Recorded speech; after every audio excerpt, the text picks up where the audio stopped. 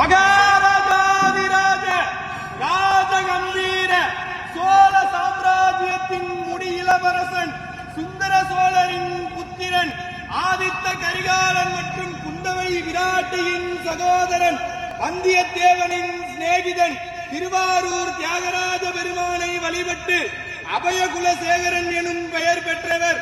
தெற்கே இலங்கை வரை சோழர்கள் நிலையாக விரிவு செய்தவர்.